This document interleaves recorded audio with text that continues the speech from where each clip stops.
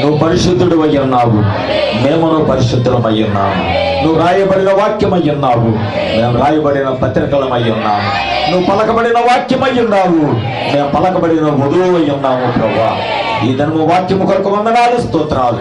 మాతో మాట్లాడి మమ్మల్ని బలపరిచి సంఘభక్తుల మీద ఆత్మ నడిపింపు కలగచేసి వారు వెళుతున్నప్పుడు నాయన వారి కొంగులలో వారి దుప్పట్లలో సమృద్ధితో జీవాన్ని తీసుకొని వెళ్ళటానికి నీ కృపను గ్రహించమని ఘనత మహిమ ప్రభావం నీకు అర్పిస్తూ ప్రభువైన యేసుక్రీస్తు నామములో ప్రార్థించి అడిగి వేడుకొంచున్నాము తండ్రి, ఆమేన్. మనందరం అలాగే నిలబడి ఉండగా ఋతు గ్రంథము 3వ అధ్యాయము 1 నుంచి 4 వచనాలు చదువుకుందాం. ఆమె అత్తయ్యైన నయోమి, నా కుమారి, నీకు మేలు కలుగునట్లు నేను నీ కొరకు విశ్రాంతి విచారింపవలసిన దానను కదా. ఎవని పనికత్తెల యొద్ద నీవు ఉంటివో ఆ బోయోజు మనకు బంధువుడు. ఇదిగో ఈ రాత్రి అతడు కళ్ళము యావలు తూర్పార పట్టబోచున్నాడు.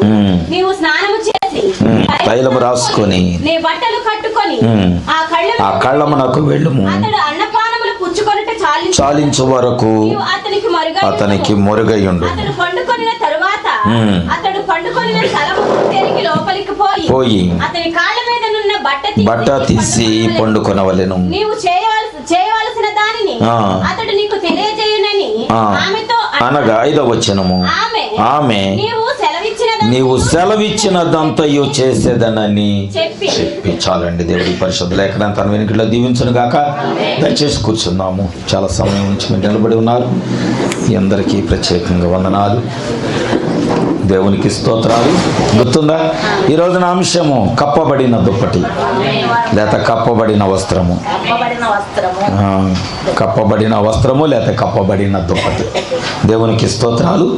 ఈ రోజున గత ఆదివారము కొన్ని విషయాలు మనం విన్నాము. దాన్ని మీ ఎదుటికి కొన్ని తీసుకురావచ్చా మొచ్చుకి, అంటే గుర్తు చేయటానికి. అంటే పోయిన వారం ఏ వాక్యం విన్నామో మనకు తెలిస్తే దాని కంటిన్యూషను మీరు ఆ వాతావరణంలోకి వస్తారని, ఆ తలంపుల్లోకి మీరు వస్తారని నేను అనుకుంటున్నాను. కనుక మీరు వాక్యపు ఆలోచనలో ఉంటారని నేను నమ్ముచున్నాను. కనుక మీరు ఈ విషయాలు గుర్తుపెట్టుకొని, పోయిన వారము దేవుడు మనతో మరి నయోమి గురించి అలాగే ఋతు గురించి దేవుడు మనతో కొన్ని విషయాలు మాట్లాడి ఉన్నాడు. మరి ఇక్కడ అంతేకాదు ఆమె వ్యక్తిగత జీవితము గురించి కూడా దేవుడు మనతో మాట్లాడున్నాడు. మరి అంతేకాదు దేవుని యొక్క కనుదృష్టి అందరి మీద కాదు, పొలములోకి వచ్చిన అందరి మీద కాదు, పొలములో పనిచేస్తున్న అందరి మీద ఆయన కనుదృష్టి కాదు. ఆయన జగత్పునాది వేయబడక మునిపే, అలాగే ఆయన పొలములో కనబడాలని ఆశపడిన వారి మీద, అవునండి, పోయినసారి మనము కొన్ని విషయాలు ఆయన దయ కావాలి అని కోరుకున్న వారి మీద, ఆయన యొద్ద నుంచి నాకు క్షమాపణ కావాలి, దేవుడు నన్ను క్షమించాలి అని ఆశపడిన వారి మీద, ప్రైజ్ ది లార్డ్, నేను ఆయన పొలములో తప్ప, ఆయన సన్నిధిలో తప్ప మరి ఇంకా లోకములో నేను ఎక్కడా కనపడకూడదు అని ఆలోచన చేసిన వారి మీద దేవుని స్తోత్రములు. ఆయన తన దృష్టిని ఉంచినట్లుగా మనం చూస్తూ ఉన్నాం. ఆయన దూరము నుండి ఆయన రూతును చూస్తూ ఉన్నాడు. తన పొలములో పనిచేయుచున్నటువంటి ఆ యొక్క ఎవరు కోతవారు ఉన్నప్పటికీ కూడా, కోతవారు ఉండినప్పటికీ కూడా కోతవారు ఉండినప్పటికీ కూడా ఆయన ప్రత్యేకంగా ఒక సంఘము మీద, ఒక అన్య వధువు మీద ఆయన తన కన్ను దృష్టి పెట్టినట్లుగా మనం చూస్తూ ఉన్నాం. ఇందాక మనం పాడుకున్న పాటలో మొదట మనం ఒక పాట పాడుకున్నాం. ఏం పాట అది? సమయం సమయం ఎగిరే సమయం. అందులో కొన్ని వచనాలు వెళుతున్నప్పుడు నా హృదయాన్ని కొన్ని తాకాయి.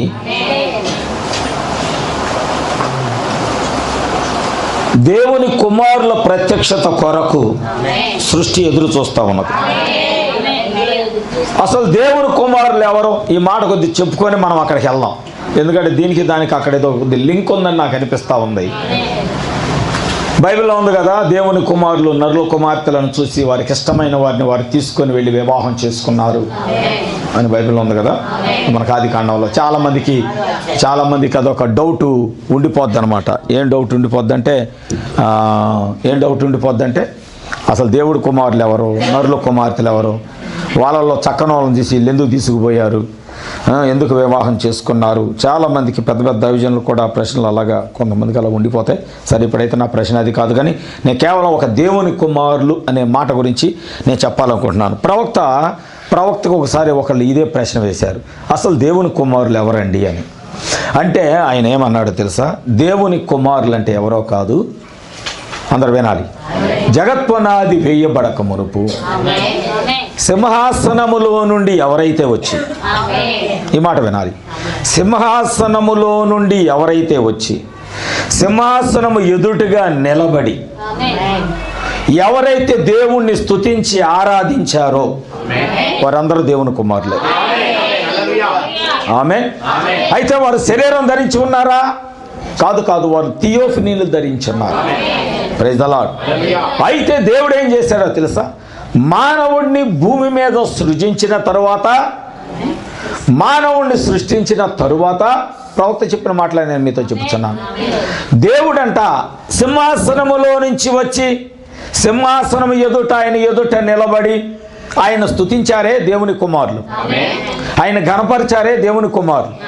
ఆ థియోఫనీలను తీసుకొచ్చి, ఆ ఆత్మలను తీసుకొచ్చి ఈ భూమి మీద నివాసము చేయుచున్న వారిలో ఆత్మను పెట్టాడంట ఆయన. దేవుని స్తోత్రములు. ఇప్పుడు ఆ ఆత్మ కలిగిన వాళ్ళే దేవుని సన్నిధిలో స్తుతిస్తున్నారు. ఆత్మ కలిగిన వారే ఆయన్ని ఆరాధిస్తున్నారు. ఆత్మ కలిగిన వారే ఆయనకి సమీపంగా ఉంటున్నారు. ఆత్మ కలిగిన వారే ఆ వాక్యం యొక్క ప్రత్యక్షతను కలిగి ఉన్నారు. Praise the Lord. హల్లెలూయా. చూడండి, అంటే దేవుడు ప్రవక్త ఏమన్నాడంటే, అక్కడ స్తుతించటము ప్రారంభించిన వారు, భూమి మీద ఆ ఆత్మలు కలిగిన వారు దేవుణ్ణి స్తుతించరా? ఏం చేస్తారు వాళ్ళు? ఎందుకని? అసలు మొదటే వాళ్ళు అక్కడ వాళ్ళు స్తుతించారు. ఇప్పుడు ఆత్మలు ఎక్కడున్నాయంటే మనలో పెట్టాడు. Praise the Lord.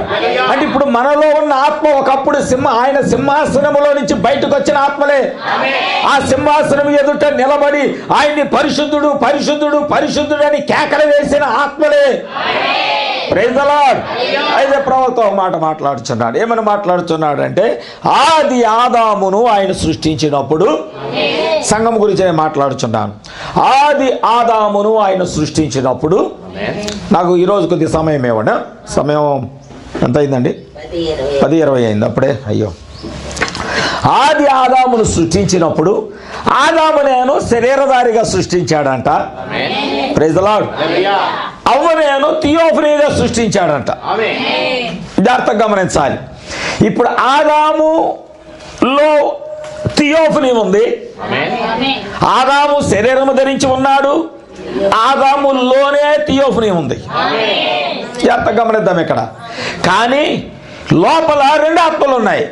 ఆయన స్త్రీని గాను పురుషుని గాను ఆయన నరుణ్ణి నిర్మించాడు, సృష్టించాడు.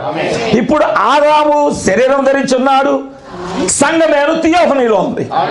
ఈ థియోఫనీలో ఉన్న ఆత్మ ఈ శరీరంలో ఉన్న ఆత్మ ఒకటే. ఏమిటి ఆత్మ? అక్కడ పరలోకములో స్తుతించిన ఆత్మే, అక్కడ ఆయనతో సహవాసం చేసిన ఆత్మ ఒకటే. Praise the Lord. కొద్ది కాలం తర్వాత ఆయన ఏం చేశాడంటే, ఆ మానవుల్లో నుంచి థియోఫనీని బయటకు తీసి, ప్రైజ్ ది లార్డ్, ఇప్పుడు అవను సపరేట్ చేశాడు. కానీ ఏం కనబడటం లేదు, ఎందుకంటే ఏమో శరీరం లేదు. అప్పుడు దేవుడు ఏం చేశాడంటే, ఆదాములో నుంచి మాంసమును ఎముకను ఆయన ఏం చేస్తున్నాడు తెలుసా? కోతకాలం అప్పుడు ఇప్పుడు లేదు, కానీ మా చిన్నప్పుడు మాకు తెలుసు, మీ అందరికి కూడా తెలుసు. ఒడ్లు కోసిన తర్వాత ఒకవేళ 2 రోజులు 3 రోజులు పనులు కొట్టేద్దామని అనుకుంటే ఫస్ట్ చేసే పని ఏంటంటే కళ్ళము శుభ్రం చేయటం. ఒడ్లు కొట్టడానికి మొదట చేసే పని ఏంటి? కళ్ళము శుభ్రం చేయటం. ఎందుకు కళ్ళము శుభ్రం చేయాలంటే కోత కోయబడిన ప్రతి గింజ ఇంటికి చేరాలి. ఇంటికి చేరాలి అంటే అక్కడ ఒక కళ్ళం ఉండాలి. Praise the Lord. ఆ కళ్ళములో చెత్త ఉంటుంది, ఆ కళ్ళములో మోడులు ఉంటాయి, ఆ కళ్ళములో పగిలిపోయిన గాడులు ఉంటాయి. Praise the Lord. ఆ భూమినంతా ఎక్కడైతే శ్రేష్టమైన గింజలను పోగు చేసుకోవాలో ఆ స్థలాన్ని మొదట కళ్ళం అంటారు. ఆ కళ్ళాన్ని మొదట పొలము యజమానుడు శుభ్రం చేస్తాడు. Praise the Lord. ఎందుకొరకు అంటే తన ఇంటి వారి కొరకు ఆహారాన్ని సిద్ధపరచడానికి. అవునండి, దేవుని స్తోత్రాలు. చూడండి, ఇప్పుడు ఇక్కడ దేవుడు కూడా ఏం చేస్తున్నాడంటే, దేవుడు ఆదాము అనేటటువంటి ఆ శరీరం అనే ఆ కళ్ళమును ఆయన ఏం చేస్తున్నాడంటే ఇక్కడ శుభ్రం చేస్తున్నాడు. Praise the lord. ఎందుకొరకంటే అక్కడ ఒక వధువు ఉన్నది, ఆ వధువును బ్రతికించాలి. Praise the Lord. ఆ వధువును జీవింప చేయాలి. ఆమేన్. ఆ వధువుకి ఏమి కావాలో సమస్తమును సిద్ధపరచాలి. అందుకే ఏం చేస్తానంటే గాయపరుస్తున్నాడు. ఆమేన్. శరీరాన్ని గాయపరిచాడు, ఎముకను గాయపరిచాడు, మాంసాన్ని గాయపరిచాడు. ఆ భాగమంతా తీసి ఈ థియోఫనీలో పెట్టాడు. థియోఫనీలోకి రాగానే థియోఫనీ ఏమైందంటే ఇది కూడా మానవ శరీరం అయిపోయింది. ఆమేన్. మానవ శరీరం అయిపోయిన తర్వాత ఈ శరీరాన్ని, ఈ వధువుని, ఈ భాగాన్ని దేవుడు మరొక స్థలంలో తీసుకెళ్ళటం లేదు. వింటున్నారా? ఈ భాగాన్ని మరొక స్థలంలో తీసుకెళ్తాం లేదు. మరొక తోటను నిర్మించి ఈ భాగాన్ని తీసుకెళ్ళి అక్కడ పెట్టడం లేదు. Praise the Lord. ఎక్కడికి నడిపిస్తున్నాడో తెలుసా? ఎక్కడి నుంచి అయితే తీయబడిందో అక్కడికే ఆ భాగాన్ని నడిపిస్తున్నాడు. Praise the Lord. హల్లెలూయా. ఈరోజు నయోమి ఈ పాత్ర చేస్తా ఉన్నది. నయోమి చెప్పుచున్నది ఆయన కళ్ళములో ఉన్నాడు. ఆమేన్. ఎవల కోత అయిపోయింది, ఆయన కళ్ళమును శుభ్రం చేయిస్తున్నాడు. ఆయన కళ్ళమును బాగు చేసి దాన్ని కూర్చు వరకు, ఆ పని ముగించే వరకు నువ్వు మరుగయ్యుండు. ఆమేన్. మీకు తెలుసా, కల్వరి సిలువలో యేసు క్రీస్తు ప్రభుల వారు చనిపోయే వరకు కూడా అన్య వధువు మరుగయ్య ఉన్నది.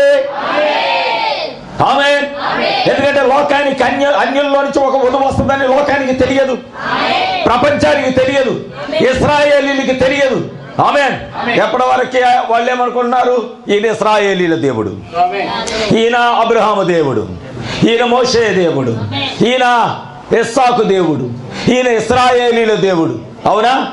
ఈయన యెహోవా దేవుడు అని వాళ్ళు ఏం చేస్తున్నారంటే మా దేవుడు, మా దేవుడని వాళ్ళు అనుకుంటూ ఆయన చులకన చేశారు. కానీ ఆయన ఒక కళ్ళమును శుభ్రం చేయడానికి ఆయన ఒక ప్రాంతానికి వెళ్ళాడు. అది కల్వరి కొండ అయ్యున్నది. Praise the Lord. ఆయన స్థలాన్ని బాగు చేస్తున్నాడు ఆయన. ఎందుకంటే మరుగై ఉన్న వధువు ఒకటి ఉన్నది, అది ఆయనకి బాగా తెలుసు. ఆదాములో అవ్వ ఎలా మరుగయ్యున్నదో కల్వరి సిలువలో కూడా మరుగయ్యున్న అన్య వధువును దేవుడు చూస్తా ఉన్నాడు. ఆమేన్. ఆ వధువు ఎవరో కాదు, ఈరోజు మనమే అయి ఉన్నాం. చప్పట్లు కొట్టి దేవుని నామాన్ని మహిమపడతాం. హల్లెలూయా. ఆయన ఎందుకు కల్వరికి వెళ్ళాడు? ఆయన ఎందుకు ఆ సిలువ మీద కలము తొక్కుచున్నాడు? ఎందుకు ఆయన శరీరము నలకొట్టబడింది? ఎందుకు ఈ కళ్ళమును గాయపరుచుకుంటున్నాడు? Praise the Lord. ఎందుకు దీన్ని ఆయన రక్తము కార్యాలాగా చేసుకుంటున్నాడు అంటే మరుగై ఉన్న వధువు ఒకటి ఉన్నది. దేవునికి స్తోత్రములు. ఆ వధువు కొరకు ఆయన శ్రమ పడుచున్నాడు. మరుగయ్యున్న వధువు కొరకు దేవుడు చెమట కారుస్తున్నాడు. తన చెమటను రక్తముగా మారుస్తున్నాడు. Praise the Lord. హల్లెలూయా. ఎందుకంటే ఆమె ఏమని చెబుతున్నదంటే ఆయన ఎక్కడ విశ్రాంతి తీసుకుంటున్నాడో నీవు అక్కడికే వెళ్ళి విశ్రాంతి తీసుకోవాలి. Praise the Lord. ఈరోజు నేను ఎక్కడి నుంచి మిమ్మల్ని కొద్దిగా నడిపించాలని నేను అనుకుంటున్నాను. పోయిన వారము మనకి అన్య వధువు గురించి అక్కడ దాకా దేవుడు మనతో మాట్లాడినప్పుడు దేవుడి ఉదయకాల సమయంలో మనతో ఇంకొన్ని విషయాలు మాట్లాడటానికి దేవుడు సిద్ధపడతా ఉన్నాడు. దేవునికి స్తోత్రం. ఈరోజు విశ్వాసి యొక్క నిర్ణయం గురించి నేను మాట్లాడుతున్నాను. Praise the Lord. ఎవరి నిర్ణయము? విశ్వాసి యొక్క నిర్ణయం. ఈరోజు వాక్యం అయిద్దో లేదో నాకైతే తెలియదు, కానీ దేవుడు ఎంతవరకు నడిపిస్తే అంతవరకు మనం ముందుకు కొనసాగుదాం. దేవునికి మహిమ కలుగును గాక. అత్త చెబుతుంది, నువ్వు వెళ్ళి 3వ వచనం చదువుతాను. నువ్వు స్నానము చేసి తైలము రాసుకొని నీ బట్టలు కట్టుకొని ఆ కళ్ళమునకు వెళ్ళుము. అతడు అన్నపానములు పుచ్చుకొనుట చాలించు వరకు నీవు అతనికి మరుగయ్యుండుము. ఇందాక చెప్పా దేవుడి యొక్క అన్నపానాలు ఏంటి? ఇందాక చెప్పాగా, అర్ధగంటలోనే మర్చిపోతే ఎట్లండి వీళ్ళు. ఇందాక చెప్పాను కదా, దేవుడు అన్నాడు, నా ఆకలి వేరు, నా దాహం వేరు. అవునా? ఆత్మను రక్షించడం దేవుని యొక్క ఆకలి, ఆత్మను నశించకుండా కాపాడటం దేవుని యొక్క దాహం. అవునా? ఇక్కడ బోయేజ్ అనేవాడు క్రీస్తుకు సాదృశ్యమై ఉన్నాడు. ఆయన ఒక రక్త సంబంధి అయి ఉన్నాడు. ఆమె చెప్తుంది, ఆయన అన్నపానాలు పుచ్చుకునే వరకు దేవుడు నశించుచున్న ఆత్మలను రక్షించడానికి కల్వరి శిలువలో ఆయన పడుచున్నటువంటి ఆకలి, ఆయన పడుచున్న దాహం. ఆకలి దప్పులు కలిగి ఉండటం. దేవుడు మన కొరకు ఆకలి దప్పులు కలిగి ఉన్నాడు. అందుకే ఆయన మన కొరకు శ్రమ పడుచున్నాడు. అందుకే మన కొరకు కష్టపడుచున్నాడు. ఆయన విశ్రాంతి స్థలం ఎక్కడుందో ఈరోజు నువ్వు వెతకగలగాలి. దేవునికి స్తోత్రములు. ఎందుకంటే ఇది సాయంకాలపు పంట. పోయిన వారం చెప్పుకున్నాం మనం, ఇది సాయంకాలపు పంట. ఇది వధువు కొరకు దేవుడు బాగు చేయుచున్న పంట. దేవునికి మహిమ కలుగును గాక. ఎందుకంటే ఇది ఒక క్రొత్త యవల కాలపు పంట. ఇది అన్య వధువు కాలములో కోయబడిన పంట ఇది. అవునా కాదా? ఈ చివరి కాలములో దేవుడు మనకు కూడా ఒక క్రొత్త పంటనిచ్చాడు ఆయన. అది ఈ కాలం యొక్క ప్రవక్త ద్వారా దేవుడు దాన్ని బయలుపరచడం ప్రారంభించాడు. ఇది కేవలం వధువుకు మాత్రమే, కానీ సంఘ శాఖలకు కాదు, లోకానికి కాదు. ఇది కేవలం వధువుకు మాత్రమే సిద్ధపరచుచున్నటువంటి దేవుని యొక్క జీవాహారం అయ్యున్నది. ఆమేన్. హల్లెలూయా, హల్లెలూయా. పోయిన వారం మనం చెప్పుకున్నాము ఏమని, ఆయన పాదాల దగ్గరికి ఎవరు వెళ్తారు? ఎవరెవరని చెప్పాను, గుర్తుంచుకున్నారు ఎవరో ఒకళ్ళు. పాపాత్మురాలైన స్త్రీ ఆయన పాదాల దగ్గరికి వెళ్ళింది. అవునా? యోబు గ్రంథం 5వ అధ్యాయం 11వ వచనం చూడండి ఒక మాట. యోబు గ్రంథం 5వ అధ్యాయము 11వ వచనము అనుకుంటా. అట్లు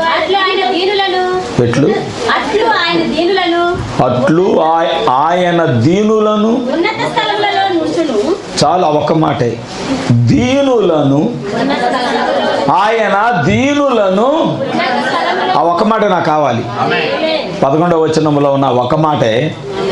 ఎందుకంటే వాక్యం కొంత అంచట కొంత ఎచ్చట దేవుడు తీసుకొని మనతో మాట్లాడతాడు. ఆమేన్. ఆయన దీనులను ఉన్నతమైన స్థలములో ఉంచుతాడు. ఈ వాక్యం ఎంతమందికి కావాలా? దేవుడు మిమ్మల్ని అందరినీ దీవించును గాక. ఎందుకంటే దీనత్వం మనం కోరుకోవాలి. ఆ స్త్రీ ఏం చేసిందంటే పాపాత్మురాలైనప్పటికీ కూడా పోయిన వారం చెప్పాను నేను మరలా రిపీట్ చేయను కానీ మీకు గుర్తు చేస్తున్నాను. ఆమె ఏం చేసిందంటే, నా కొరకు ప్రభు ఇక్కడ ఉన్నాడని తెలుసుకొని ఆ స్థలములో ఆయన ఒక నీడన లేకపోతే ఒక సింహాసనం మీద ఒక కుర్చీలోనో సీమోని ఇంటికి వచ్చినప్పుడు ఆయన అక్కడ ఆసీనుడై ఉన్నాడు. అవునా? ఆమె వెతుకుతుంది ఆయన్ని. ఈరోజు ఆ స్వభావం కావాలి. దేవుణ్ణి వెతికే స్వభావం, వాక్యాన్ని వెతికే స్వభావం. ప్రార్థన చేయొచ్చు, నువ్వు రోజు బైబిల్ చదవచ్చు, కానీ వాక్యాన్ని వెతికే స్వభావము ఈరోజు నీకు కావాలి. ఎక్కడ వెతకాలి? ఆయన ఉన్న స్థలములో ఆయనను వెతకాలి. మరి అదేంటి? సమాధుల్లో వెతకడానికి వెళ్ళారు కొంతమంది.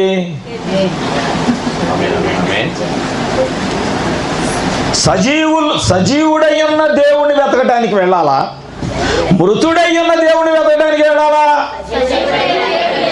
ఆయన మృతుల్లో ఉండే దేవుడు కాదు, ఆయన యుగ యుగాలు సజీవుడని బైబిల్ చెప్తుంది. ఆమేన్, ఆమేన్, ఆమేన్. ఈరోజు నువ్వు వెతకాల్సింది సజీవుడైన దేవుణ్ణి.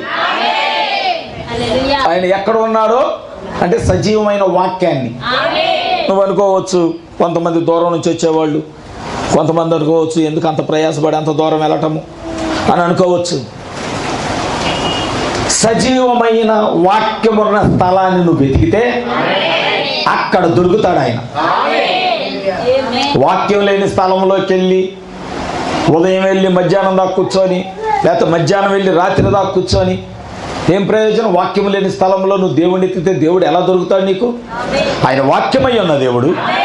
ఆ వాక్యము శరీరం ధరించి వచ్చాడు, సీమోను ఇంట్లో కూర్చున్నాడు. ఆ పాపాత్మురాలు వచ్చింది, ఆయన పాదాల దగ్గరికి వెళ్ళి ఆయన దీనులను ఉన్నత స్థలముల్లో ఉంచువాడు. ఆమేన్. నిజంగా అక్కడ చాలా కుటుంబాలు ఉన్నాయి, అక్కడ చాలా మంది అతిథులు ఉన్నారు, అక్కడ చాలా మంది గొప్పవారు ఉన్నారు, అక్కడ చాలా మంది వ్యాపారస్తులు ఉన్నారు, అక్కడ ధనికులు ఉన్నారు. Praise the Lord. అక్కడ గొప్ప గొప్ప పలుకుబడి కలిగిన వాళ్ళు ఉన్నారు. కానీ యేసయ్య దీనత్వముతో ఎవరైతే ఆయన పాదాల దగ్గరికి వచ్చారో అంతమందిలో ఆమెను ఆయన ఘనపరుస్తున్నాడు. అయ్యా, ఆమె కంటే మేము ధనవంతులు గొప్ప కావచ్చు, ఆమె కంటే మంచి కుటుంబం అది కావచ్చు, కానీ ఆమె హృదయంలో ఏమున్నదంటే దీనత్వం. Praise the Lord. తను తగ్గించుకుని వాడు హెచ్చించబడతాడు. లాజరు ఇంట్లో గురించి ఒక విషయం చెప్పాను నేను. మరి ఏం చేసింది? ఆమెకు అలవాటు అండి, ఆమెకు అలవాటు. మీకు తెలుసా? అత్తర తీసుకొచ్చి ఆయన తల మీద పోసి ఆయన పాదాల మీద పడి కన్నీరు కార్చి ఆ కుర్రులతో పాదాలు తుడిచిన ఆ స్త్రీయే లాజరు యొక్క అక్క అయిన మరియ. ఆమెకెప్పుడు అలవాటు ఆయన పాదాల దగ్గర. ఆమెకెప్పుడు ఒకే స్వభావము, నేను ఎప్పుడు దేవుని దగ్గర తగ్గించుకున్నాను. ఇది ఎప్పుడు వస్తుంది మనకి? ఎన్నో సంవత్సరాలుగా మన వాక్యం వింటున్నాం. ఆయన దగ్గర తగ్గించుకునే స్వభావం ఎప్పుడు వస్తుంది? ఆ స్వభావం నీకు రావాలి. నీకు ప్రతి అడుగులో వాక్యం గుర్తు రావాలి. నేను మందిరానికి వెళ్తున్నా, నా ప్రవర్తన జాగ్రత్తగా ఉండాలి. నేను మందిరానికి వెళ్తున్నా, నా వస్త్రాలు జాగ్రత్తగా ఉండాలి. నేను మందిరానికి వెళ్తున్నా, నా మనస్సు జాగ్రత్తగా ఉండాలి. నేను మందిరానికి వెళ్తున్నా, నా చూపు చాలా జాగ్రత్తగా ఉండాలి. ఎప్పుడు వస్తుంది నీకు ఈ స్వభావం? ఆ స్వభావం వచ్చినప్పుడు నువ్వు తగ్గించుకుంటావు. నా ఎదుట దేవుడు నిలబడి ఉన్నాడు, నేను దేవుని సన్నిధిలో ఉన్నాను, నేను ప్రభువు దగ్గర ఉన్నాను, నేను పరిశుద్ధ స్థలంలో ఉన్నాను కనుక నా ప్రవర్తన చాలా జాగ్రత్తగా ఉండాలనే ఆలోచన నీకు రావాలి. అప్పుడే నువ్వు దేవునితో నడుస్తావు. విర్రవేగొద్దండి, దేవుని సన్నిధికి వచ్చి విర్రవేగొద్దు. వాక్యాన్ని నెరవేర్చు, వాక్యానికి లోబడు, వాక్యముతో నడువు. ఓ లోకస్తులు అంటారు, ఓ మీరు బాగా మరీ అంత భక్తి పనికిరాదండి. విశ్వాసి తీసుకునే నిర్ణయం, మరీ అంత భక్తి పనికిరాదండి, మరీ అంత ధ్యానత్వం పనికిరాదండి.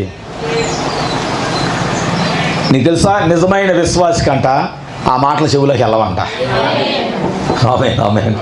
నిజమైన విశ్వాసికి నిన్ను వాళ్ళు ఈ మూఢభక్తి అనొచ్చు, లేకపోతే వీళ్ళు పరిశుద్ధ గుండ్రాళ్ళు అని కూడా నిన్ను అనొచ్చు. Praise the Lord. వీళ్ళంతా భక్తి పరులు లేరులేండి, మీరే భక్తి పరులే అమ్మా, మీరే ప్రార్థనకి ఇల్లులే అమ్మా, మేమేనమ్మా ఉంటారుగా వాళ్ళు చెప్పించుకునేవాళ్ళు. మీరే పరలోకం వెళ్తారులే అమ్మా, మేమే అటు వెళ్తాంలే అమ్మా అని వాళ్ళు చెప్పించుకుంటారు. చూసావా? ఆ మాటలంట నీ చెవులోకి వెళ్ళవంట. ఎందుకంటే నువ్వు ఒక నిర్ణయం తీసుకుంటావు, దేవుడు ఏం చెప్పాడో నేను అదే చేస్తాను, దేవుడు ఏది చేయమన్నాడు నేను అదే చేస్తాను. Praise the Lord. నా అత్త ఒకటి చెప్పింది, ఆయన పాదాల దగ్గరికి వెళ్ళు. Praise the Lord. నువ్వు వెళ్ళిన తర్వాత ఏం చేస్తావో తెలుసా? ఆయన మీద ఒక దుప్పటి ఉంటుంది, ఆయన మీద ఒక వస్త్రం ఉంటుంది. ఆయన ఎల్లప్పుడూ ఒక వస్త్రాన్ని కలిగి ఉన్నాడు. ఆయన ఎల్లప్పుడూ పరిశుద్ధుడై ఉన్న దేవుడై ఉన్నాడు. హల్లెలూయా, హల్లెలూయా. సంగమను ఆయన పాదాల దగ్గరికి వెళ్ళినప్పుడు ఆయన మీద ఉన్న పరిశుద్ధాత్మ నా మీద ఉండాలని ఎప్పుడైతే నువ్వు కోరుకుంటావో, ఎప్పుడైతే ఆ పరిశుద్ధాత్మలో జీవించడానికి నువ్వు ఇష్టపడతావో, అప్పుడు నువ్వు ఆయనలో ఒక భాగమైపోతావు. Glory, glory, glory. హల్లెలూయా. ఎక్కడ నీ పరిశుద్ధాత్మ? ఎక్కడది అసలు ఈ దుప్పటి? ఎక్కడది వస్త్రం? ఒకసారి అంట పౌలు గారు అపోస్తులు 19వ అధ్యాయంలో పౌలు గారు కొరింథీ సంఘం నుంచి అక్కడి నుంచి వస్తుంటే ఒక 12 మంది బ్యాచ్ ఎదురయ్యారు. మరి యోహాన్ గారు యేసు ప్రభువుని ఫాలో అయినట్టున్నాడు. ఓ 12 మందిని ఆయన కూడా ఏర్పాటు చేసుకున్నాడు. ప్రభు 12 మంది ఉన్నారు, నాకు కూడా 12 మంది ఉంటే బాగుంటుందని. సరే, ప్రవక్త చెప్తాడు, ప్రతి 12 మందిలో ఒక ఇస్కరియోతు యూదా ఉంటాడు, జాగ్రత్త, 12 మందిని ఎప్పుడు ఏర్పాటు చేసుకోవద్దు అన్నాడు. సరే, మంచిది, మనలో ఎవరు లేరని నేను అనుకుంటున్నా. దేవునికి మహిమ కలుగును గాక. ఈ 12 మంది ఎదురైతే ఆ పౌలు ఏమడిగాడు? మొదటి వచనం చదివేసేయండిలే, 19వ అధ్యాయం. అపోలోలో ఉన్నప్పుడు జరిగినది ఏదనగా పౌలు పై ప్రదేశంలో సంచరించి ఎఫెసునకు వచ్చి కొందరు శిష్యులను చూచి మీరు విశ్వసించుచున్నప్పుడు మీరు పరిశుద్ధాత్మను పొందితిరా అని వారిని అడగగా వారు పరిశుద్ధాత్ముడు ఉన్నాడన్న సంగతియే మేము వినలేదని చెప్పిరి. అయ్యో. అప్పుడు అతడు అలాగైతే మీరు దేనిని బట్టి బాప్తిస్మము పొందిరని అడుగగా వారు యోహాను బాప్తిస్మమును బట్టి అని చెప్పిరి. అందుకు పౌలు యోహాను తన వెనుక వచ్చిన వాని యందు అనగా యేసునందు విశ్వాసం ఉంచవలెనని ప్రజలతో చెప్పుచు మారు మనసు విషయమై బాప్తిస్మం ఇచ్చనని చెప్పాను. వారు ఆ మాటలు విని ప్రభువైన యేసు నామమున బాప్తిస్మం పొందిరి. తరువాత పౌలు వారి మీద చేతులుంచగా పరిశుద్ధాత్మ వారి మీదకి వచ్చెను. మాట్లాడుటకును మొదలుపెట్టిరి. వారందరూ ఇంచుమించు అపోస్తలుడైన పౌలు ఎప్పుడైతే వారి మీద చేతులుంచి ప్రార్థన చేశాడో, ఎప్పుడు వారు ప్రభువైన యేసుక్రీస్తు నామములో బాప్తిస్మం తీసుకున్న తర్వాత, వాక్యానికి నిజమైన విశ్వాసి వాక్యం చెప్పిన వెంటనే లోబడింది, తిరిగి చూడదు. దాన్నే రోషం అంటారు. వాక్యంలో రోషం కలిగి ఉంటామంటే అదే. ఒక్కసారి సేవకుడు ఇలా చెప్పాడు, గంతే, ఇంకా నేను చేయాలి. దైవజనుడు ఇలా చెప్పాడు, ఇంకా నేను చేయాలి. దేవుడు ఈరోజు వాక్యంతో నాతో ఇలా మాట్లాడాడు, నేను దాన్ని చేయాలి. ఆ నిర్ణయం తీసుకుంటుందంట నిజమైన విశ్వాసి. అలాంటి నిర్ణయం తీసుకున్నప్పుడు, అయ్యా అది ఏ వాక్యమైనా, సర్వలోకానికి వెళ్ళి సర్వసృష్టి సువార్త ప్రకటించాలి, చేస్తాను ప్రభువా. మీరు ఆత్మలను మందిరానికి తీసుకురావాలి, చేస్తాను ప్రభువా. సంఘములోకి నూతన కుటుంబాలను నడిపించాలి, మీరు ఋతులు కాదన్నమాట. ఎత్తబడుచున్న మీరు మర్మమయ్యుందురు.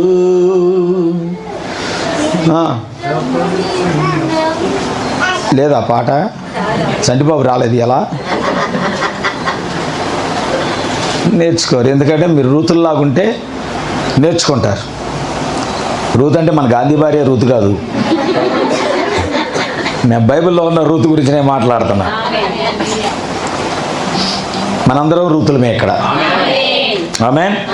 మనందరము నువ్వు అలా అనుకుంటేనే నువ్వు ఆయన కలుసుకోవటానికి వెళ్ళగలుగుతావు. నువ్వు అలా అనుకుంటేనే నేను ఆయన సన్నిధిలో తప్ప నేను ఇంక లోకంలో ఎక్కడ కనపడకూడదని కోరుకుంటాం. నేను రూతుని అని నువ్వు అనుకుంటే, ఎందుకంటే మనం మర్మమై ఉన్నవాళ్ళం, మరుగై ఉన్నవాళ్ళం. అవునా?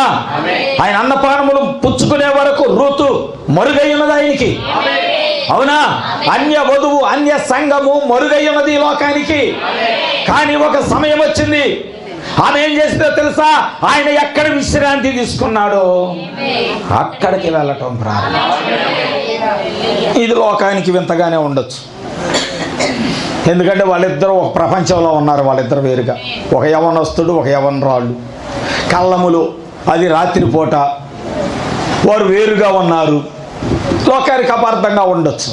కానీ రూతుకి ఇవ్వబడిన ఆజ్ఞ, ఆయన అక్కడున్నాడు, వెళ్ళి నువ్వు కలుసుకో. ఈరోజు సంఘానికి కూడా ఇవ్వబడింది, అక్కడ ఒక కళ్ళం ఉన్నది, ఆ కలవరి దగ్గరికి వెళ్ళు నువ్వు. ఆమేన్. ఆ కలవరి దగ్గరికి వెళ్ళు, నీ కొరకు అక్కడైనా రక్తం కార్చించాడు, ఆ కళ్ళాన్ని బాగు చేశాడు. Praise the Lord. ఆ కళ్ళములో నుంచి జీవం వచ్చింది, ఆ కళ్ళములో నుంచి రక్తం వచ్చింది. నువ్వు అక్కడికి వెళితే, ప్రైజ్ ది లార్డ్, నువ్వు అక్కడికి వెళ్ళినట్లయితే నీ కొరకు జీవాహారం సిద్ధపరచబడింది. ఆ గోధుమ గింజ కొట్టబడింది అక్కడ. ఆ కళ్ళములో గోధుమ గింజ నలగగొట్టబడింది అక్కడ. Praise the lord. ఓ అక్కడ రక్తము చిందించబడింది అక్కడ. Praise the Lord. హల్లెలూయా. అది గోధుమ పిండిగా మార్చబడింది. ఆ కళ్ళములో నీ కొరకు జీవాహారాన్ని దేవుడు సిద్ధపరిచాడు. Praise the Lord. హల్లెలూయా. ఓ ఈ రోజున ఆయన ఏం చేస్తున్నాడో తెలుసా? ఎవరైతే ఆయన విశ్రాంతి స్థలము, ఆయన నివసించి ఉన్న స్థలము, ఆయన జీవించి ఉన్న స్థలము, ప్రైజ్ ది లార్డ్, ఆయన శ్రమ పడిన స్థలము, ఎవరైతే ఆ కలవరి యొద్దకు వెళ్ళుచున్నారో, కలవరి లేకుండా నీకు క్షమాపణ లేనే లేదు. కలవరి లేకుండా నీ జీవితంలో విశ్రాంతి లేనే లేదు. కలవరి లేకుండా నీ జీవితంలో పాతి పెట్టబడటం అనేది లేనే లేదు. ఆయన శ్రమ పడ్డాడు, సంఘము శ్రమ పడాలి. ఆమేన్. ఆయన శ్రమ పడ్డాడు, సంఘము శ్రమ పడాలి. ఆయన చనిపోయాడు, కలవరి దగ్గరికి వెళ్ళి నువ్వు కూడా చెప్పాలి.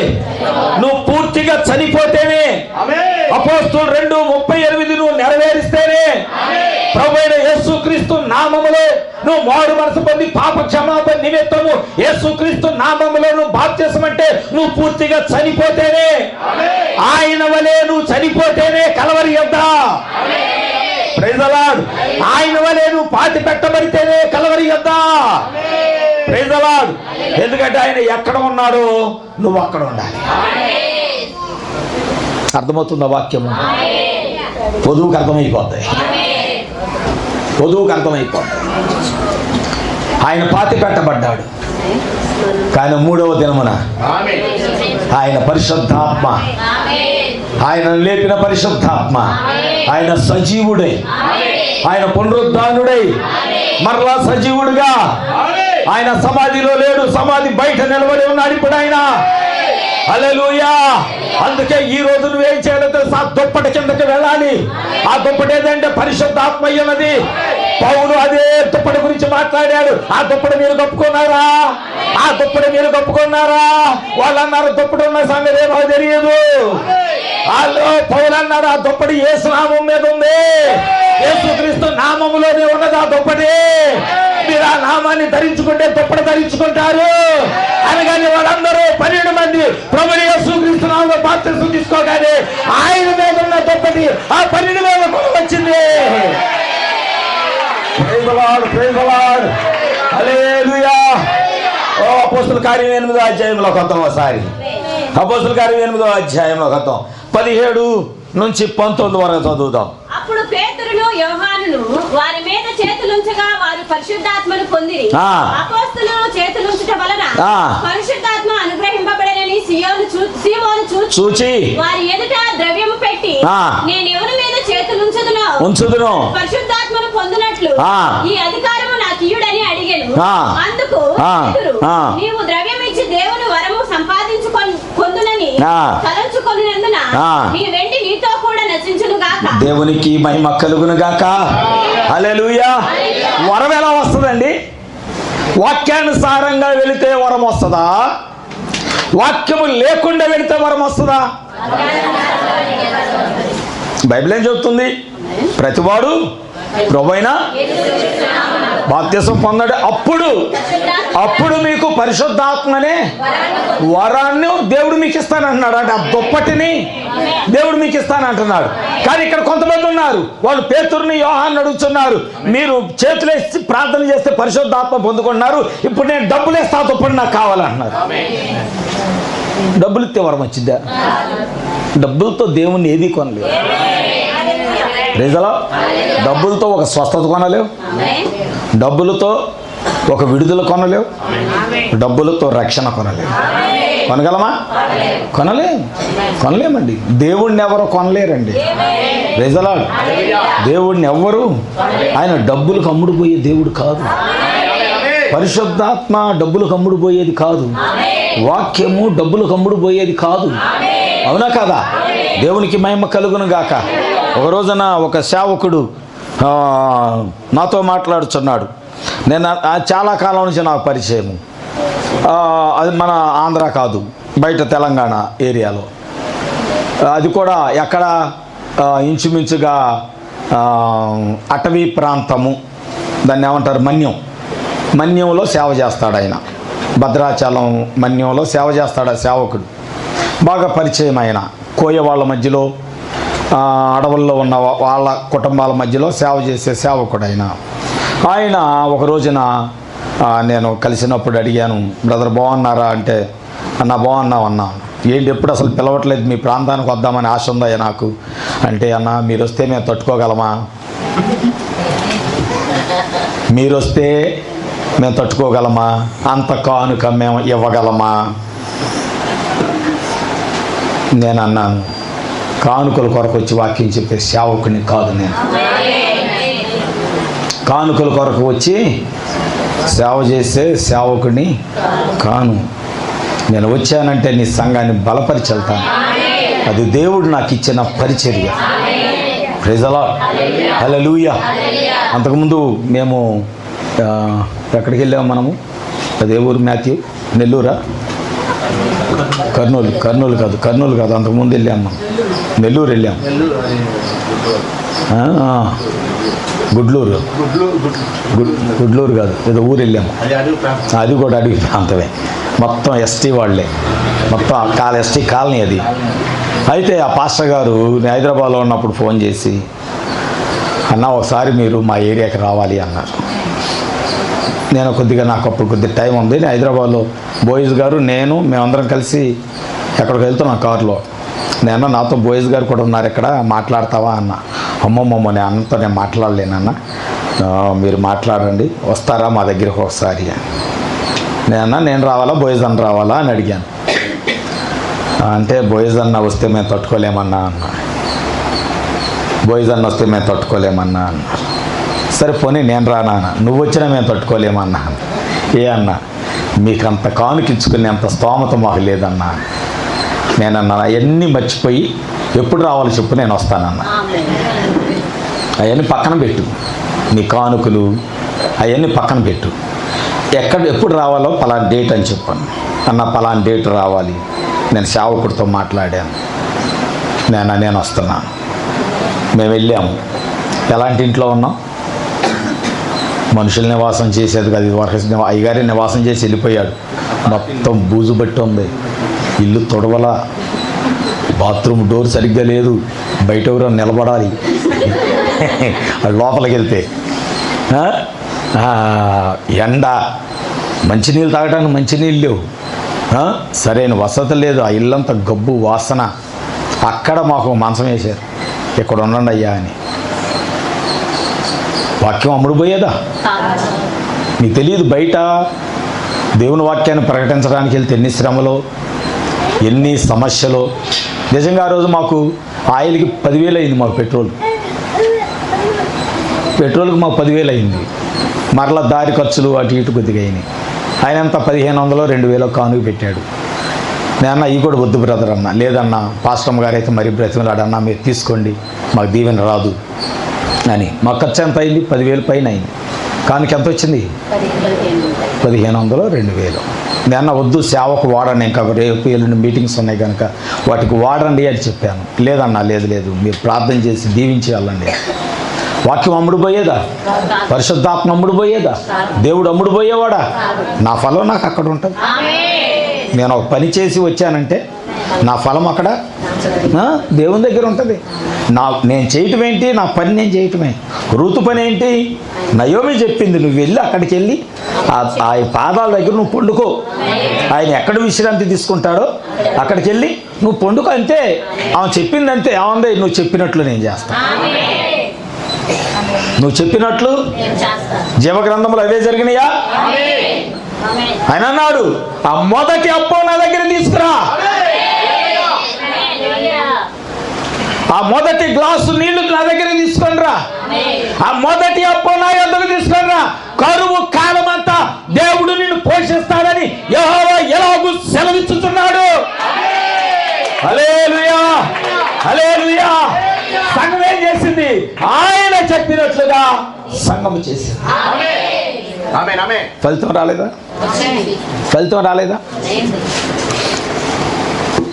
ఎలియా కాలం, ఎలీషా కాలం. ఆయన అన్నాడు, నువ్వు ఇంట్లోకి వెళ్ళు. నీ ఇంట్లో ఏముంది? అయ్యా నూనె కొండ ఉంది. అయ్యా నేను చెప్పినట్లు చేస్తావా? అయ్యా నువ్వు చెప్పినట్లే నేను చేస్తా. అబ్బా ఎంతమంది రూతులు ఉన్నారండి బైబిల్లో. ఈరోజు మనము కూడా అలాంటి ఒక రూతు వలె తయారైతే, అలాంటి ఎవరు సారేపతి విధవరాల వలె ఆ సంఘం వలె మనం తయారు కాగలిగితే, ప్రైజ్ ది లార్డ్. లేదా సురేఫెనీకియా అప్పులు పాలైన స్త్రీ వలె ప్రవక్త మాటకు లోబడి, అయ్యా నువ్వు చెప్పినట్లే నేను చేస్తాను, నా కుటుంబం అంతా నువ్వు చెప్పినట్లే చేస్తానని ఆ సంఘం వలె మనం ఈరోజు మారగలిగినట్లయితే, ఆమె అంటే మన దేవుని సన్నిధికి వచ్చినప్పుడు ఆ నిర్ణయం తీసుకునే స్వభావం మనకి రావాలి. వచ్చాం, వాక్యం విన్నాం, బయటికి వెళ్ళగానే ఒక దులిపి అమ్మ లేచాం, ఏంటి పురుగులు దూరినాయి, 5 దూరినాయి, దులుపుకొని వెళ్తారు కదా. అటు వాక్యాన్ని కూడా అలా దులిపేసి వెళ్తున్నారా? లేదు. అత్తతో చెప్తుంది, నువ్వు చెప్పినట్లే నీ ఆజ్ఞకి నేను లోపడతా. ఇది ఆజ్ఞ. అపోస్తలులు 2:38 ఆజ్ఞ. పౌలు ఆజ్ఞాపించాడు. యేసుక్రీస్తు నిన్న నేడు యుగాలు ఒకటే రీతిగా ఉన్నాడు. ఆ వాక్యాన్ని నువ్వు నమ్ముతావంటే ఖచ్చితంగా నేను ఆ వాక్యాన్ని నమ్ముతాననే ఉద్దేశాన్ని కలిగి ఉండాలి. ప్రజలా, నా రాజ్యం కొరకు ఆత్మను సంపాదించండి అంటే ఆ వాక్యానికి లోబడతాను ప్రభువా అని చెప్పాలి. ఎందుకంటే ఎవరు ఎంతమందిని రక్షించగలుగుతారో, ఎవరు ఆత్మలను రక్షించగలుగుతారో ఈ మాట వినాలి. ఎవరు దేవుని కొరకు ఆత్మలను సంపాదిస్తారో, ప్రైజ్ ది లార్డ్. ఒక రోజున నువ్వు సమాధిలో ఉండొచ్చు, కానీ నువ్వు నక్షత్రంగా అక్కడ వెలుగుతూ ఉంటావు. నక్షత్రముగా దేవుడు అన్నాడు, నేను మాట కాదు అది. దేవుడు అన్నాడు, ఆకాశములు నక్షత్రాల వలె ఉంటారు, ఎందరో అనేకులను రక్షిందురు, వారు ఆకాశములో నక్షత్రాల వలె. నేనైతే అక్కడ ఎలగాలనుకుంటున్నా ఎప్పుడు. నా ఉద్దేశం అయితే నేను ఒక స్టార్ లాగా అక్కడ ఉండాలని, అంతే. దేవుని దగ్గర నేను అక్కడ స్టార్ని అవ్వాలంతే. నీకు లేదా? ఎండిపోయి నాగులాగా రాలిపోయి పక్కన పడిపోయి ఉంటావా? అది కోరుకుంటున్నావా? నీకు ఆశ ఉండాలి, ప్రభువా నేను ఒక స్టార్, అంతే. నేను ఒక నక్షత్రం, నా ప్రవక్త ఒక నక్షత్రం, ఆయన వధువుగా నేను ఒక నక్షత్రం. ఆయన పెద్ద నక్షత్రం అయితే నేను చిన్న నక్షత్రం, అంతే. Praise the Lord. నా గురదే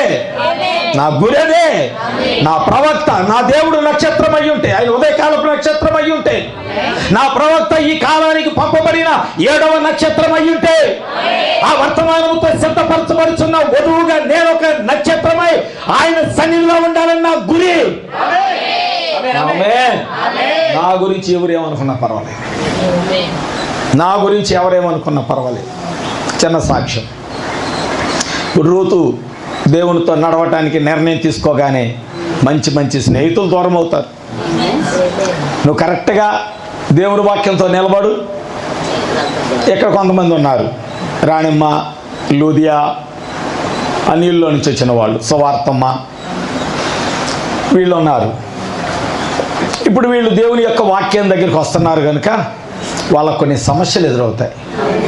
మా ఫంక్షన్లకి మిమ్మల్ని పిలవము, దేవునికి స్తోత్రం అని చెప్పాలి. మీరు కట్టనే ఏం చెప్పాలి? మీరు యేసు ప్రభువుని ఆరాధన చేస్తున్నారు, అందుకే మా కార్యక్రమాలు కొన్నిటికి మిమ్మల్ని మేము పిలవదలుచుకోలేదు.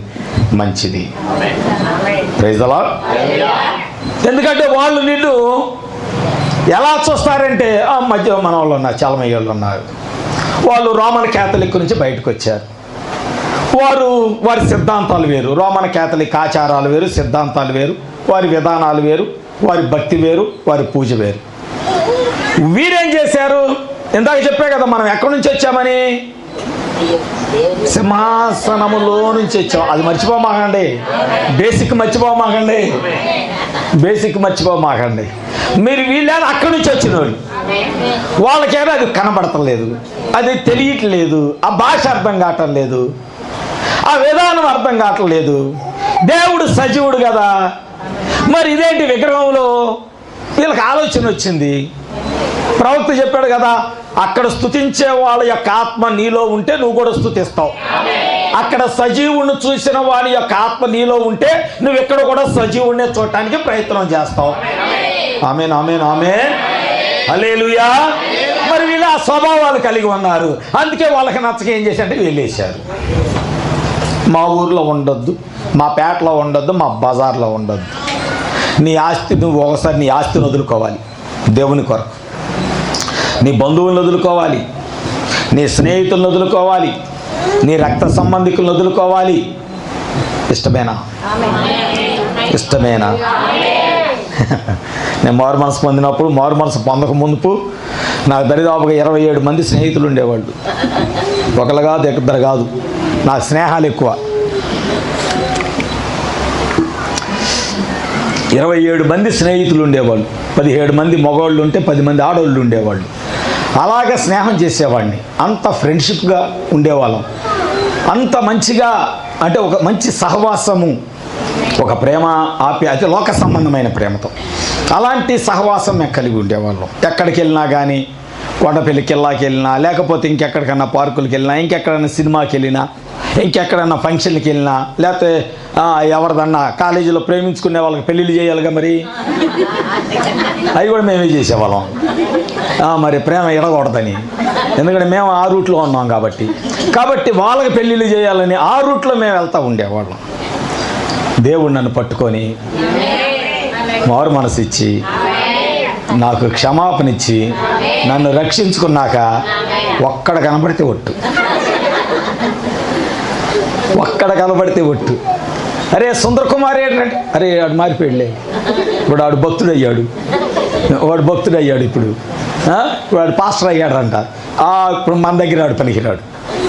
మెల్లగా వాళ్ళే దూరం అవటం ప్రారంభమయ్యారు. నా స్నేహితులందరూ నాతో డ్రామాలు వేసిన వాళ్ళు దూరం అయిపోయారు. ఒకసారి గుడివాడ నుంచి ఒక ట్రూప్ వచ్చి మా డ్రామా కంపెనీలో చేరమన్నారు.